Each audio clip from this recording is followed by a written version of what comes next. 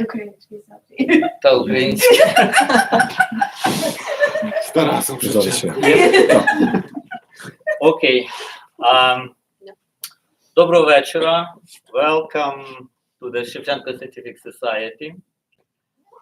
Tonight we have pre-launch reading from the God of Freedom by Yuliya Musakovska, translated by Olena Jennings. We have two brilliant guests, and now I read that bio of Yulia and Olena. Yuliya Musakovska is an award-winning Ukrainian poet and translator. She was born in 1982, Lviv, Ukraine, where she lives and works. She has published 5 poetry collections in Ukrainian, among them Hunting for Silence, 2014, Men, Women and Children, 2015, and The God of Freedom, 2021.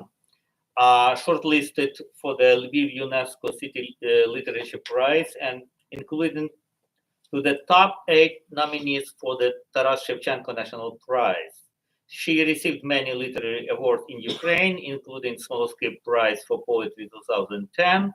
Her work has been translated into over 30 languages and widely published around the globe. Her poem appeared at Southern Review, AGNI, Tupelo Quarterly, The Common, and others journals. Olena Jennings, the author of the poetry collection The Age of Secrets, 2022, and chapbook Memory Project. Her novel Temporary Shelter was released in 2021 from Chervena Barva Press. She is a translator of Katerina Kalitko's Nobody Knows Us Here and We Don't Know Anyone, 2022, together with Oksana Lutseshina and my book Paper Bridge, 2022. She was shortlisted for the Ukrainian Literature in Translation Prize 2023 for her translation of Yuliya Musakovska poetry. Olena is also the founder and curator of Poets of Queens Reading Series and Press. Please start. All right. Thank you for that introduction, Vasyl. First, I'll start by talking a little bit about how I met Yulia, and that was at the Lviv Book Forum in 2018. We were at a party that was an opening party for the forum, and we started talking, and she gave me her book, Men, Women, and Children, and I read it, and I was very interested in the poetry. And I even wrote a poem that was inspired by one of the poems that she later translated. And so when a mutual friend of ours was in Ukraine, he came back with the book, The God of Freedom, and I read it, and I also was very enamored with the poems. And it was then in late 2021 that we started talking about translating together. So I had suggested translating some poems, and then Yulia suggested acting as my co-translator to fill in all the gaps and make it a complete collection. So we started the first poem before the full-scale invasion began, and war is a key topic in many of the poems. So we're going to start by reading one poem after Yuliya speaks a little. Okay, yeah. Good evening, everyone. It's a pleasure to be here. It's my second time here at Taras Shevchenko Scientific Society in New York. I remember my visit in 2015 here, reading from my then forthcoming collection, Men, Women, and Children, and receiving a warm welcome here. Appreciate it, and it's nice to be here again with this new collection that was translated by Olena with a little of my help. And of course, when we met there at the book forum, the book fair in Lviv, I already knew a lot about Olena. I was familiar with her brilliant translator work, with the translations of Vasyl Makhno's poetry and translations of Irina Shuvalova, and also Natalka Belosarkiewicz, who is one of my very favorite key poets. So it was an honor to get to know Olena, and I was really happy that she liked my poetry and she got interested in translating it. So we have started working on the first poems. I remember it was several days before the full-scale invasion, and we finalized this very first poem on the evening of February 23rd, 2022. And this collection, it's as Vasyl already mentioned, was published in 2021 by the Old Lion Publishing, but it's basically before the full-scale invasion. But we all know that the war started in 2014. And it was since then that it has become one of the key topics of my poetry. And so this book has a lot about war. It addresses the topic of war, of course, in a different manner than now we Ukrainian poets write about it, but still. So I remember we have this poem, we finalized it, and then when the invasion began, of course, we in Ukraine, we focused more on the practical matters, of course, and when the full-scale invasion erupted, the most important, the key priorities were to take care of your family, your friends, and help those who were going to the front line to find ammunition, to take care of those who were forcibly displaced. So these were the most important matters. But still, while we in Ukraine were trying to focus on survival, our friends abroad were trying to show their help and their solidarity, their support for Ukraine. So PEN America organized a Zoom reading, and they asked us to read some of the translated poems. And I remember reading this first one in the collection that we already translated. Because my previous poetry was also, some of it was translated into English by UK-based translator William Blacker and Olesa Klemenchuk, and also by Anatoly Kudryavitsky, who is based in Dublin. But I really thought that this freshly translated poem would be a good choice for that event. And then we were invited to publish it in the Boston-based AGNI journal, and it was featured there, opening the issue together with the Robert Pinsky's poem. So yeah, it was really a sign of support, and it was very moving to get that support from our friends in the US. And It is also the very first poem in the collection. And we are going to start by reading, I will read in the original, and then I'll ask Olena to read in English.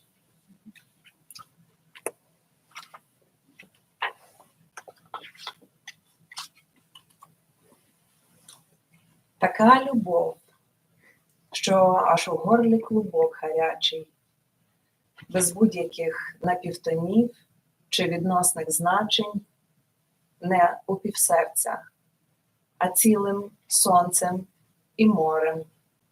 Так гіацинтово, фіалково і безумовно. Така розхристана та надсадна, як ранок ранній.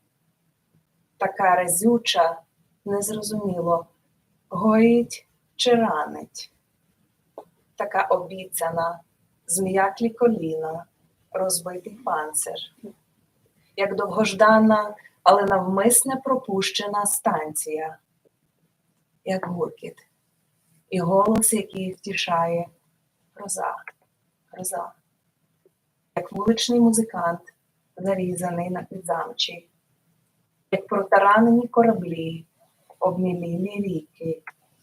Як 155 дітей без батьківської опіки.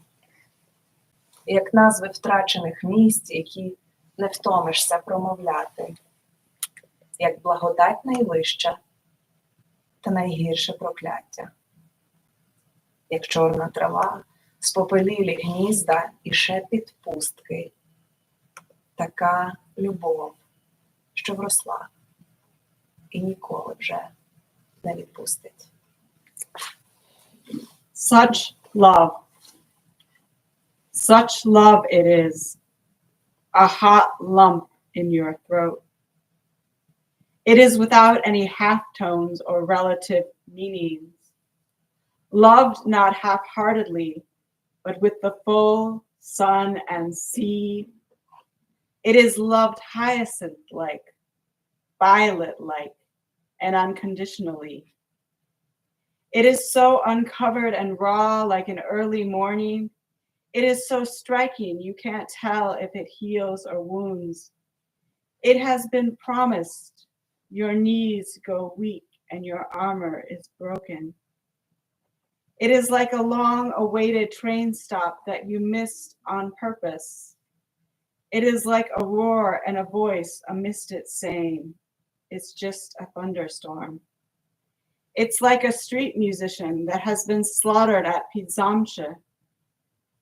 It is like ram boats and rivers that have gone shallow, like 155 children deprived of their father's care, like the names of the lost places which you are never tired of saying, like the highest grace and the worst curse, like the black grass, bird's nest turned to ashes, and the whisper of the void.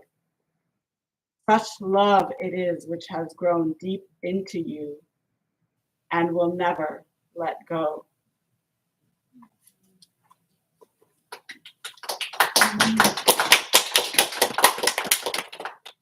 So this poem, it starts off as if it is about some personal romantic affection, but then closer to the end, we all understand it's about a different kind of love. And there are things that are pretty factual in this poem. For example, the musician who was killed at Pidzamche, which is basically not a dangerous place. It's an industrial district in Lviv. And it was also someone whom I knew from my teenage years.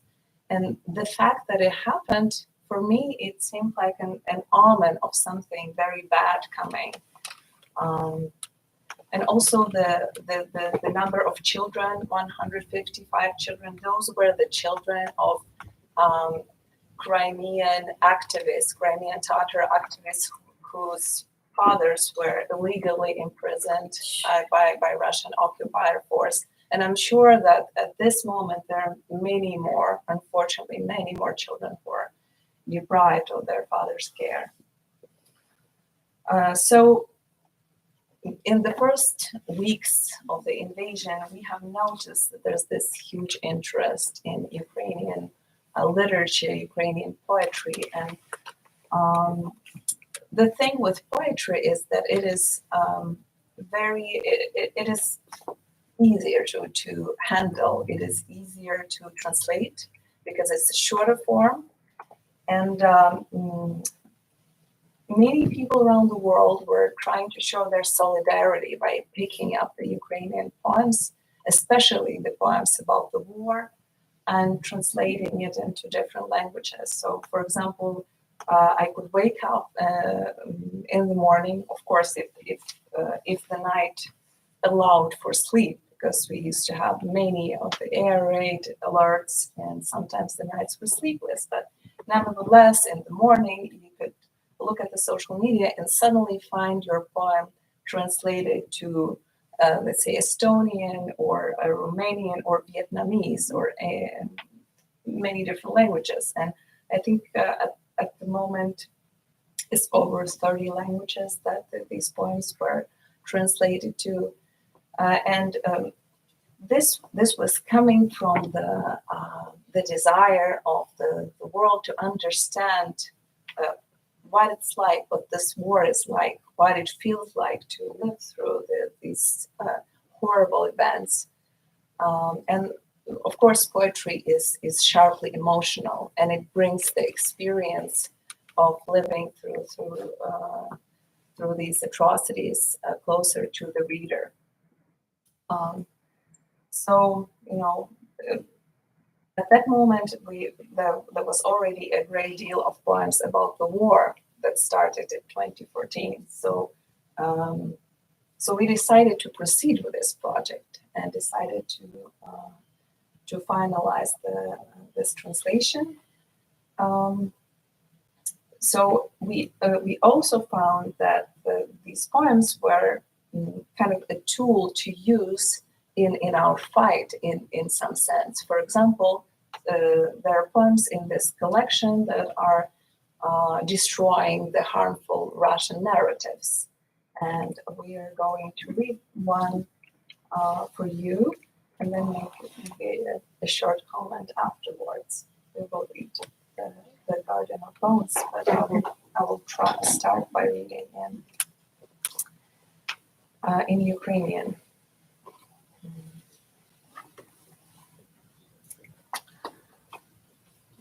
Oh, I didn't make a bookmark for that one, so sorry about that. I will take a minute to find it. Yeah.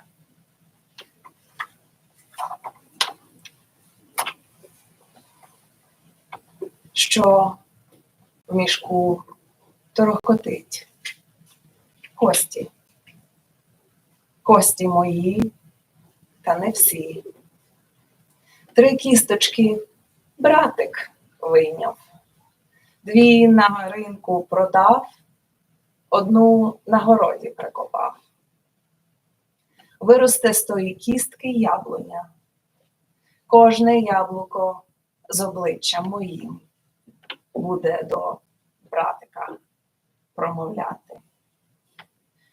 Завіщо ти мене, старший братику? Завіщо ти мене вбив? Кісточки з мене вийняв, грубою ниткою зашив, у мішок поклав, 3 дні поховати не дав. За те, що в тебе жінка гарніша, пісня гучніша, земля масніша, яблуня на подвір'ї вища. Віддай мені землю свою, жінку свою, пісню свою вузлом поперек горла зав'яжи. Не брат мені ти, не ворог чесний, не чоловік, не звір, мішок набитий кістьми. Вийде твоя жінка, вкусить яблучка, впаде замертво. Вийдуть твої діти, вкусять і впадуть неживі. Вийде сонце, спалить твою хату дотла, засіє попелом землю. Що в мішку торохкотить? Яблука солодкі, солодкі. Garden of Bones. What's rattling in the sack? Bones. My bones, but not all of them. My brother stole 3 bones. He sold 2 of them at the market and buried 1 in his garden. An apple tree will grow from that bone. Each apple with my face will speak to my brother. What did you do this for, older brother? What did you kill me for? Taking the bones from my body, sewing it shut with a coarse thread, put me into a sack. Don't let them bury me for 3 days. It is because your wife is prettier. Your song is louder. Your soil is richer. The apple tree in your garden is taller. Give me your wife, your land. Tie your knot in your throat. You're not a brother to me, not an honest enemy, not a man, not a beast, a sack full of bones. Your wife will come outside and take a bite of an apple. She will fall dead. Your children will come out. They will take a bite and fall lifeless. The sun will rise and burn your house to the ground, sowing the land with ashes. What's rattling in the sack? Apples, so very sweet.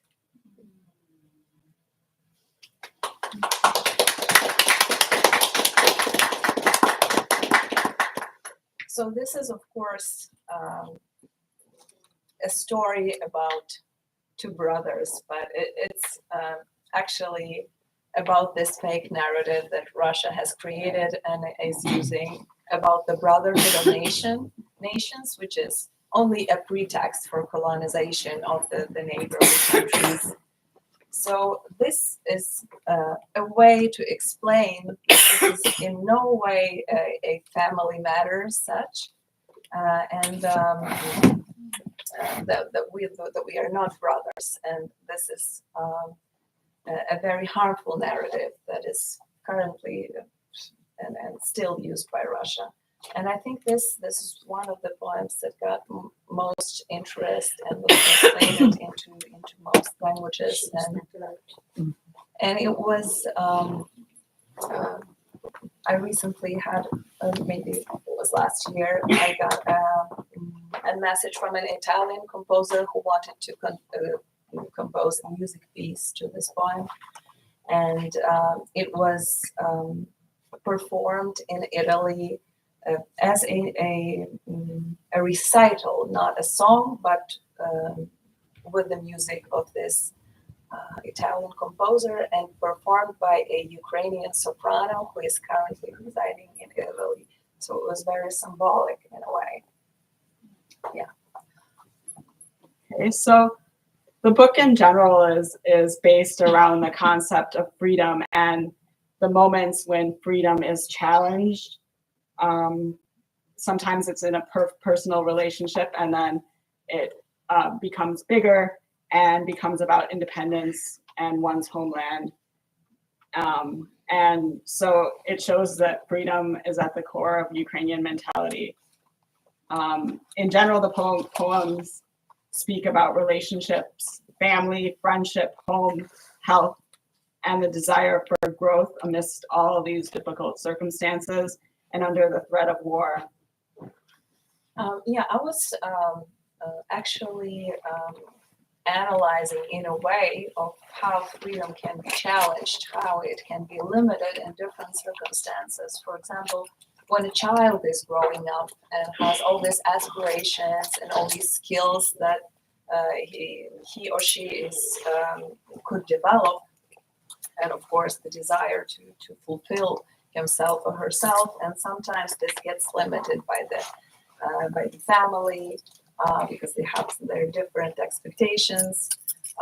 So this is a way in which a freedom can be affected. And then a freedom in a relationship, when people become codependent and they try to sort of accustom to each other, but sometimes they let go of their personal wishes. And even with a situation with health, when the person is being treated, and this is some kind of serious treatment that is makes someone confined to a hospital, then you also feel trapped, and you also kind of lose a part of your freedom. And the poems in the collection, they address all these kinds of situations. And of course, the most grand situation is what we have right now with the war, when our country existence is in danger, and freedom is being limited in many different ways. And of course, the worst thing is what happens on the occupied territories, as we call them, the temporarily occupied territories, which Russians have taken from Ukraine. And this is probably the worst that can happen, because the degree of the crimes that Russians are committing to Ukrainian citizens, it cannot be described. Of course, when some of the territories were liberated after, for example, Russians were pushed away from the Kiev region, and the entire world saw what they left behind. The mass murders, the places of mass burials, and we have the testimonies of the people from the occupied territories who were liberated, of all the degrees of torture and all kinds of attacks that they have experienced. So basically, the freedom is something that is very inherent to Ukrainian mentality, is something that lives deep within, and it affects everything we do. And if not for this spirit of freedom, because the God of freedom is kind of a divine force that every human being has inside, if not for this spirit of freedom, would Ukrainians have resisted? Because maybe not every nation would resist, but for us it's of course a matter of survival, but also something that we have been doing for centuries, fighting for our country's independence. So this is a very, I would say, multifaceted reflection that is happening here in the book. But we will perhaps read you several poems that address how this spirit of freedom can work in different situations. And we will start with one of the poems, the first poems here in the book. So yeah, I will read in Ukrainian, and then I'll ask Olena to read the translation. I'll just quickly say that this poem was also published in this anthology called In the Hour of War, Poetry from Ukraine, edited by Carolyn Forche and Yulia Kaminsky. And so that was one of the poems that they selected for the anthology. Mm-hmm. And I must say that before the invasion, I think it was the most popular poem of mine, which got maybe most traction on different platforms. And I was always asked to read it at every reading. I think I got tired of it at some point. But I think it will be the first time that I read it here, so I should do that. Чи береш ти цього чоловіка з його загостреним відчуттям справедливості, з його розтрісканим сном, двоїстою натурою. Одне обличчя оаза, а друге піщана буря. З розсипом зморщок навколо очей, коли усміхається. З головою повною складних чисел, причинно-наслідкових зв'язків, деталей філігранної точності. Чи береш ти цього чоловіка, з яким будеш більше мовчати, ніж говорити? І це мовчання буде ціннішим від усіх розмов. Чи береш ти цього чоловіка, щоб вриватися з ним до нічних забігайлівок, знімати шкірку з яблук і торкатись тонкого вінілу в 4 роки, щоб обіймати його ногами, як стовбур дерева, розходитись, як масло під ножем, обертатись навколо своєї осі, щоб йому світити?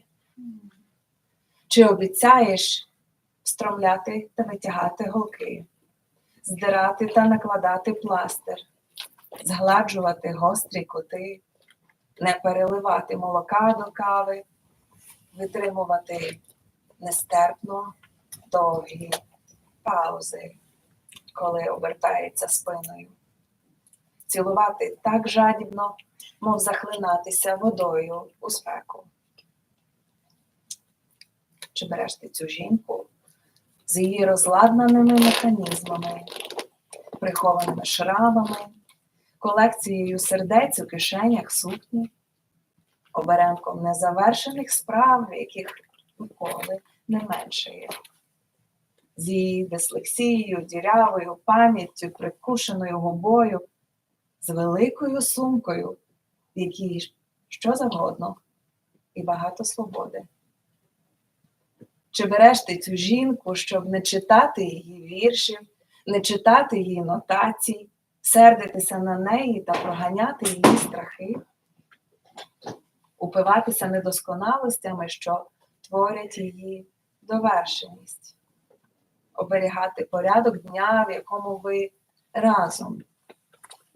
Чи обіцяєш ходити навшпиньках, коли вона втілює задуми, приходити миротворцем в її гарячі точки, пускатися з нею в берега, вступати у суперечки і філософські диспути, ніколи не припиняючи проростати одне у одного? І в винайнятій совковій квартирі, і в тіснявій електричці, і в мансарді над батьківським домом, і у власній оселі з великими вікнами і білими стінами, і в лікарняній палаті, наповненій розпачем та надією, і в готельній кімнаті, де замість підлоги море, допоки ніщо не розлучить вас. The vow. Do you take this man with his extreme sense of justice, with his broken sleep, his dual nature, one of his faces an oasis and the other a sandstorm, with wrinkles scattered around his eyes when he smiles, with his head full of complex numbers, casual connections, details of precise accuracy? Do you take this man to be quiet with him more often than talk, the silence being more valuable than any conversation? Do you take this man to burst into all-night diners, to peel an apple and touch a delicate vinyl record with 2 hands and 2 hands, to wrap your legs around him as if around a tree trunk, to part as butter beneath a knife, to revolve around your axis, lighting his way? Do you promise to insert and take out needles, to rip off and put on bandages, to smooth over conflicts, to not pour too much milk into his coffee, to withstand unbearably long pauses when he turns his back, to kiss as greedily as if choking on water on a hot day? Do you take this woman with her maladjusted mechanics, concealed scars, with her collection of hearts in the pockets of her dress, with her pile of errands that never get smaller, with her dyslexia, holes in her memory, her bitten lip, with her big purse that holds random items and a lot of freedom. Do you take this woman without reading her poems, without reprimanding her, to get angry with her but chase her fears away, to revel in the faults that her perfection is made of, to preserve your day's plan when you're together? Do you promise to tiptoe around when she's bringing her ideas to life, to come as a peacemaker to her hot spots, to stray from the right path with her, to enter into arguments and philosophical disputes while never stopping to grow into each other in a rented Soviet-era apartment and on a crowded local train and in the attic of your parents' house and in your own home with large windows and white walls and in a hospital ward filled with desperation and hope and in a hotel room where the sea replaces the floor until nothing do you part.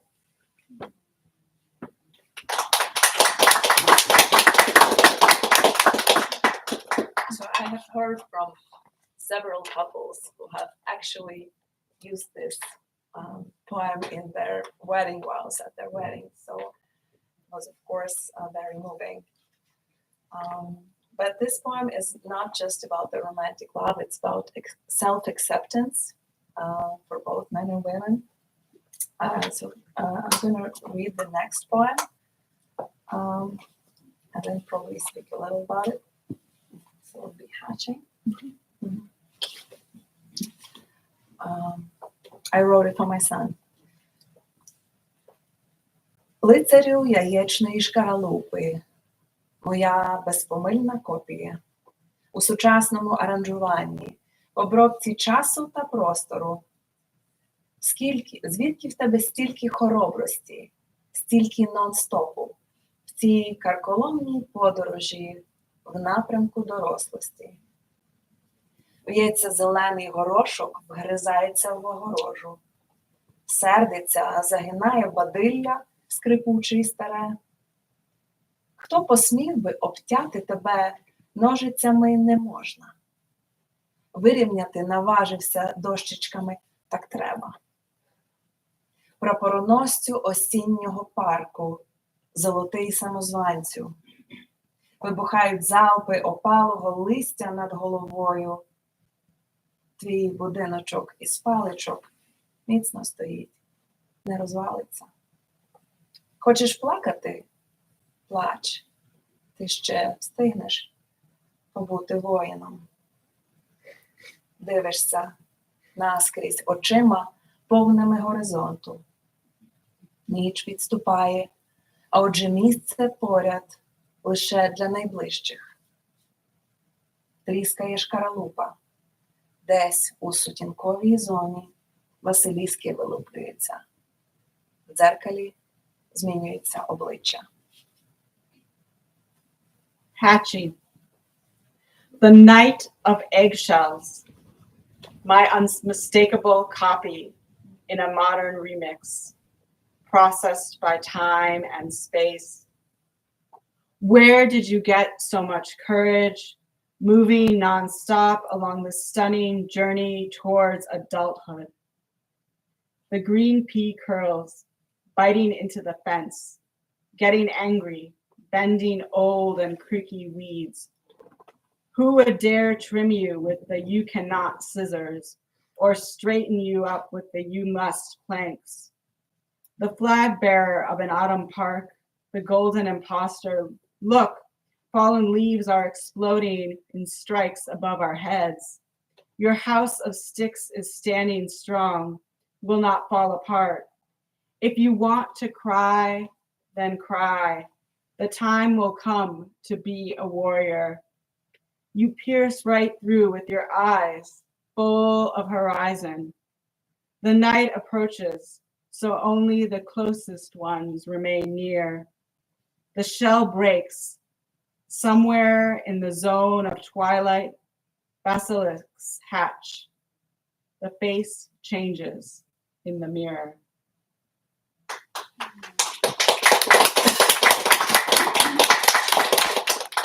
So I wrote it for my son, and even at that moment, I think it was 2017 or 18, there was this feeling that the war that was started by Russia in the eastern parts of Ukraine would probably evolve, because from knowing our history, we know that with Russia's imperial ambitions, which they cannot fulfill without Ukraine, it would not let go. So I was thinking about how it may affect my child in the future, and of course, these are very, very sad reflections of the need to become a warrior in future. But from what we now see, and from the events that are happening, and the threat that Russia is for the entire world, it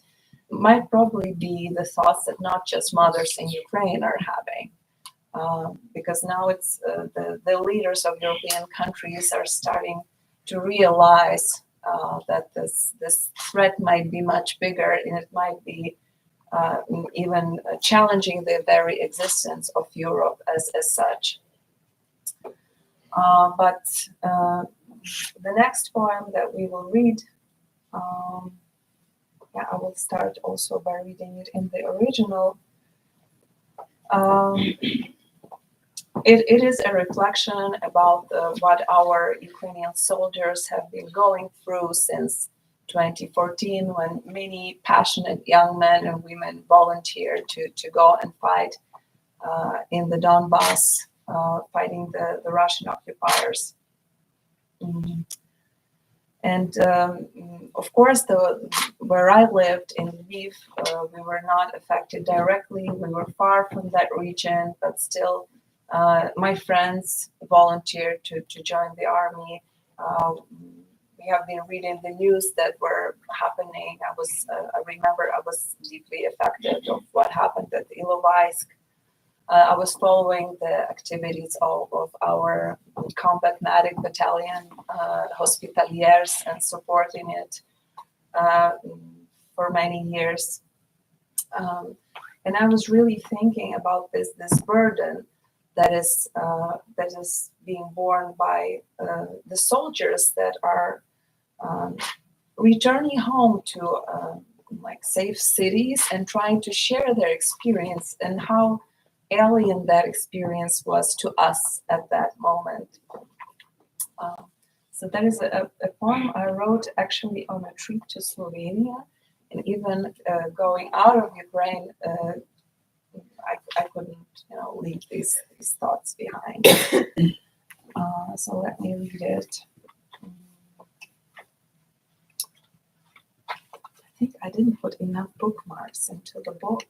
It's around page 29. Okay. No, it's not. I will find it. Mm-hmm. Yeah.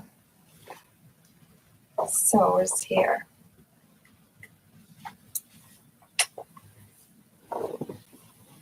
Війна, що її носиш у нагрудній кишені, мов лисеня прогризла в тобі дірку, з якої раз по раз вивалюється серце. Зашиваю мовчки, міцно стуливши краї, затерплими негнучкими пальцями. Сподіваюся, що вистачить надовше. Місто засинає, прокидаються шрами, чорна гусінь. З неї, якщо метелики, то лише мертва голова.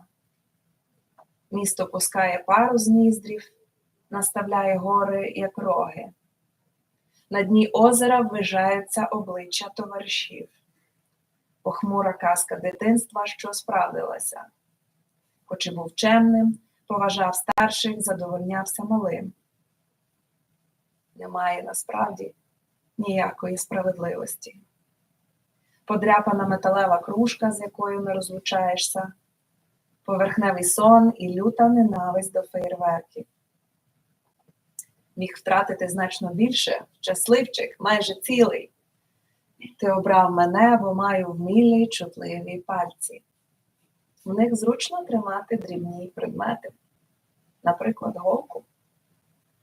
Руда мордочка визирає з твоєї кишені, облизується, згадуючи на смак птаха мого спокою. The Spartan boy. The war that you've been carrying in your shirt pocket gnawed a hole in you as if it were a fox cub. Your heart keeps falling out. I sew the hole shut, firmly holding the edges together with my numb, unbending fingers. I hope it stays closed a little longer. When the city falls asleep, the black caterpillars of scars wake up, but only death's head moths will emerge. The city pours steam out of its nostrils and sets its hills like horns. You have a vision of your mates' faces at the bottom of the lake, a dark fairy tale from your childhood that came true.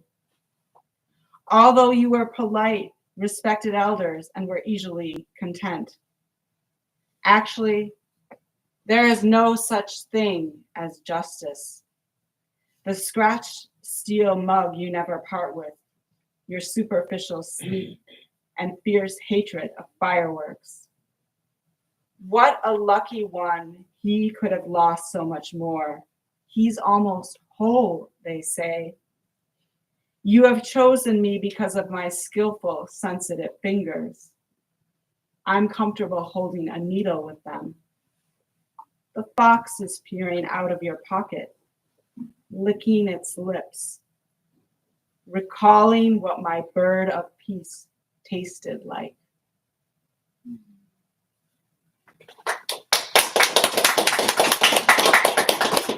So in English, the title of the poem is The Spartan Boy, because the poem is basically using this ancient Greek story, I think by Plutarch, about a boy from Sparta who has stolen a fox cub and has hidden it under his shirt. And when asked if he has taken the fox, he said no, he doesn't have anything, but he hid it to the point, and he had endured the pain to the point when this fox actually gnawed a hole in his stomach, and the boy died.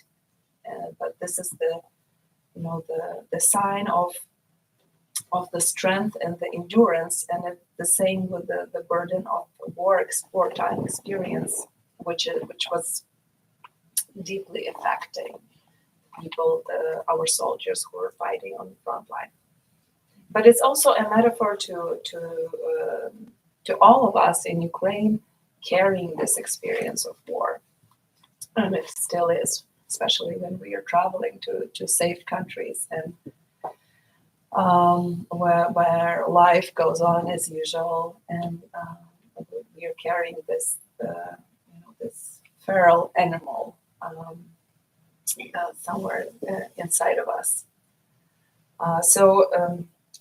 It's interesting how the idea, the concept of freedom is being deeply reflected on by many different people. For example, there is a prominent historian on Ukraine and Eastern Europe at Yale University, Timothy Snyder, who's a great supporter of Ukraine, and not just through word, but through action, fundraising, funds to, for example, to purchase sensors for anti-aircraft systems.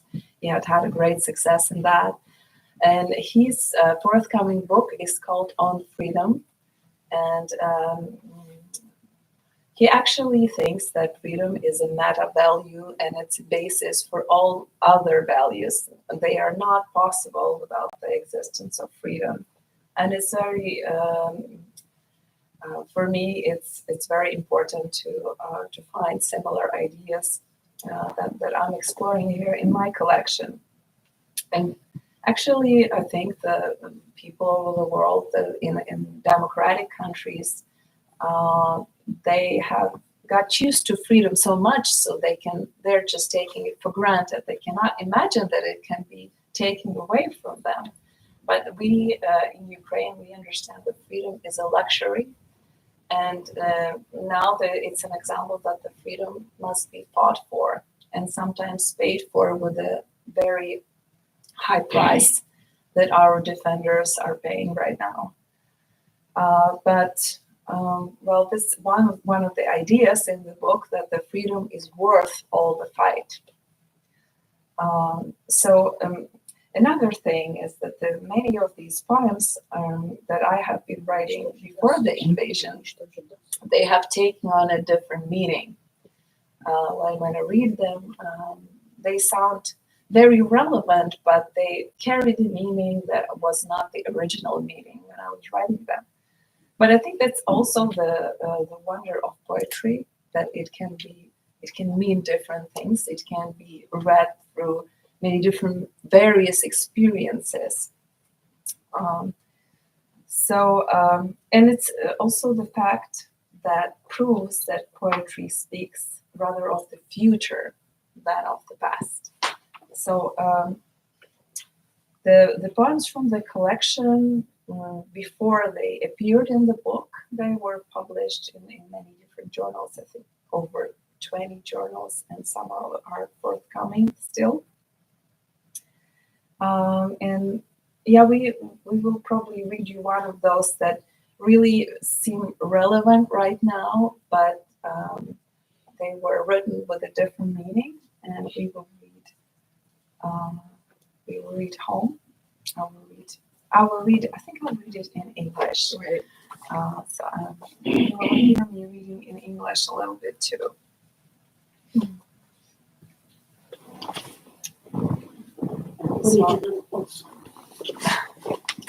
Okay.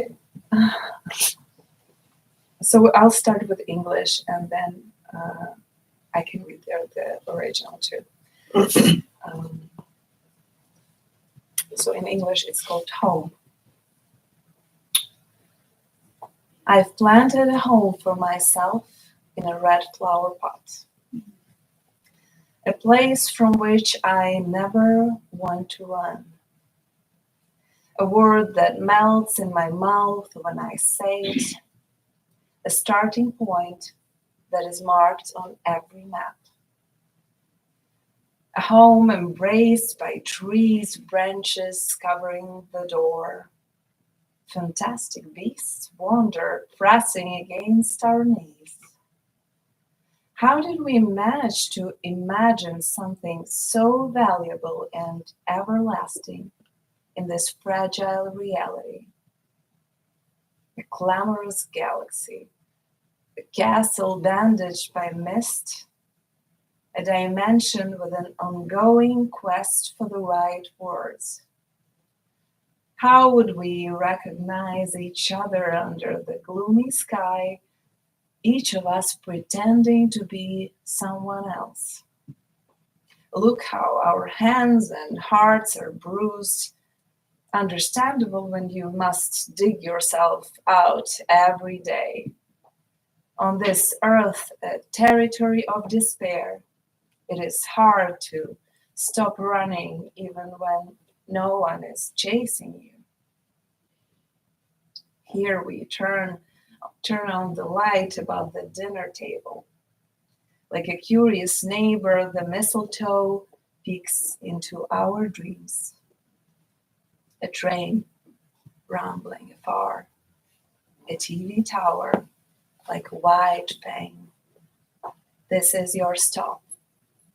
Exhale and then inhale again. So I will read it in Ukrainian too.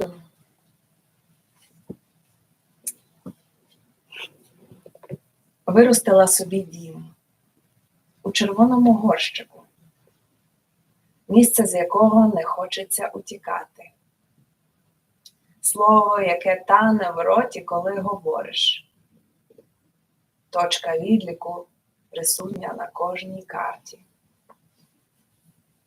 Дім в облозі дерев, гілля прикриває вхід. Звірі химерні блукають, туляться до колін. Як же вдалося у крихкій реальності вигадати щось настільки вагоме і нешвидкоплинне? Галаслива галактика, башта в бентах туману, вимір, де завжди шукають потрібні слова. Як же би ми впізналися під небом захмареним, якби кожен себе за іншого видавав? Бачиш, які в нас руки і серця потовчені, звична річ, коли мусиш видряпуватися щодня.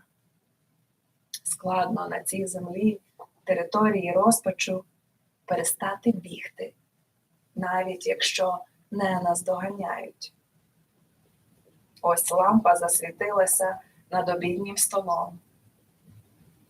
Як цікаві сусіди, омела зазирає у сни.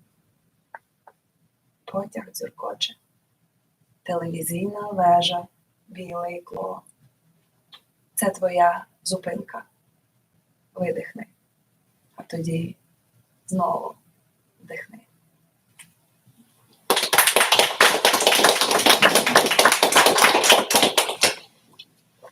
So then I will let Olena read one more of those that were published in the Southern Review. So the home was in the Southern Review and the other one. Okay. I guess this is our last poem. So, Fear of Flying. That evening he pulled a bird from your throat. First, a beak appeared, a sunflower seed, a crested head, as if in a crown. Then a feathery neck, wings pressed against its body, perhaps unnoticed. Noticed, maybe it won't try to fly. And if it does, maybe just close to the ground. The bird spreads its wings, shoots like a bullet, disappears.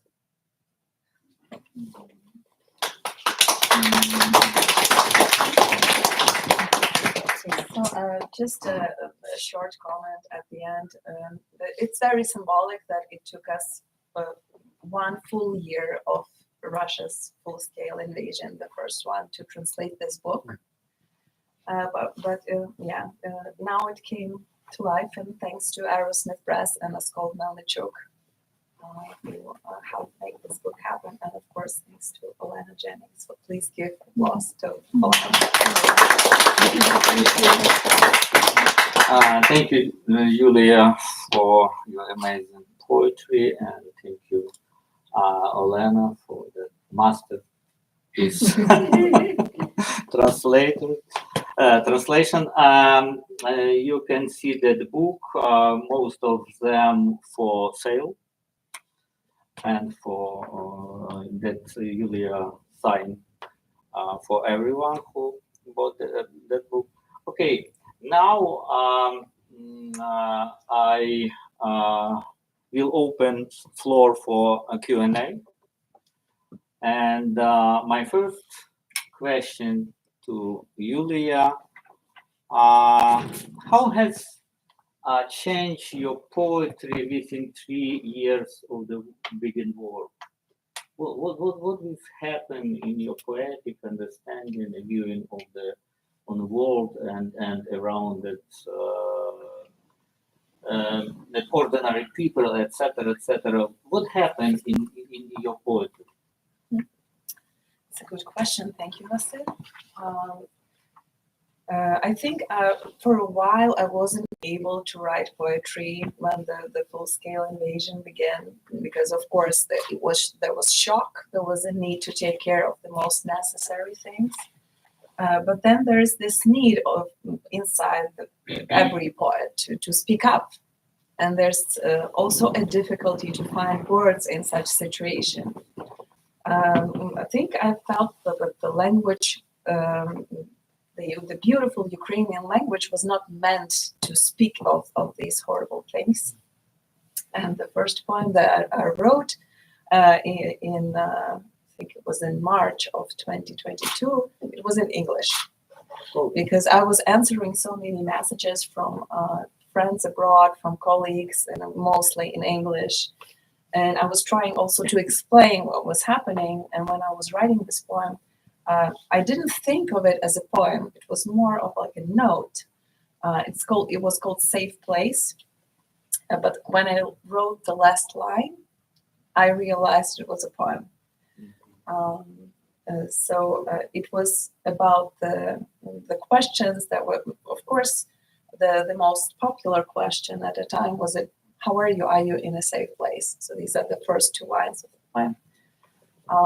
And it ended with a, are you in a safe place? So me asking that person. So the idea was how anyone in the world could feel safe when such terrible things were happening in Ukraine and the international order was crashing down, basically. So, but then I was picking up the words to continue writing in Ukrainian, of course. And the first poems that appeared, they were very basic. I thought that I had lost all of my metaphorical force. They were very simple, very factual. Also, the first ones were quite short. So it was about reassembling the language. So at first, I think the language has broken down into not words, but even letters. Yeah. So I was trying to form the words, and I was trying to build up the sentences to speak about the unspeakable. And then, the first poems, I call them unpoems. But then gradually, I think I've gained quite a lot of my previous style. But this language will never be, my poetry language will never be as it was before. So if you think there's this Japanese techniques of putting together a broken vase using the gold, so I think I picked up my language, but it still has this visible scars. And I've already, the manuscript of my new book is already with the publisher in print. So this will be my new Ukrainian collections. It's called, in English, it will be Stones and Nails. Mm-hmm. So it contains mostly the poetry after the full-scale invasion, but also some poems written before. And you can see the contrast. The book will show the contrast between the poetry language of before the invasion and after. Yes. It's a very interesting experiment. So it's coming in the end of May. Okay, thank you. Thank you. Okay, question, comments? I have a quick question about the bird on the cover. Yes.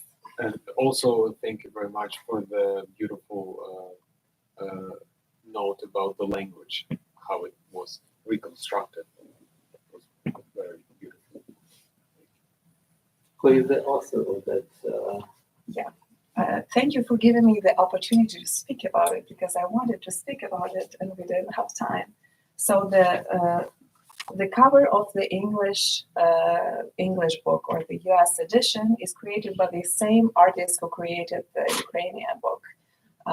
Her name is Anastasiia Starko. She is from Ternopil, and this book, the Ukrainian edition of the God of Freedom, it also has very beautiful illustrations in collage technique, and it actually recently got a special award in Italy at the Bologna Book Fair. It got a special award for the illustrations just recently now. Mm-hmm. So I asked Anastasiia to create the cover for the US edition. So the book has the similar feeling to the Ukrainian original. But can you speak more on the metaphor? What kind of a bird is that, or is it just a bird? I asked Anastasiia that question, what kind of bird it is. I think it's better to speak with the artist about that, but the entire idea is the transformation. So the idea of the God of freedom is how the spirit of freedom transforms a person, how it basically makes an ordinary person do extraordinary things. Just what is happening during the wartime in Ukraine. So this is about the transformation. So this bird, even when it's I don't know, Beheaded. killed, yes, beheaded, it still grows and turns into something maybe different, but still living. And the roots, it shows that it will grow deep. Some kind of symbolic like death and life. And transformation. Yeah. Exactly. Okay. Thank you for coming. Thank you for reading. I would like said that Shevchenko Scientific Society celebrates 100th anniversary upon when it first founded. And please save date, May 19, 2024, at the Ukrainian Institute of America, where a scholarly conference will be held from 9 a.m. to 7 p.m. The conference will be focused on discussing the society's contribution in the context of Ukrainian intellectual history. Please save the date. Thank you very much. Thank you, audience, for coming, and see you soon. Bye-bye.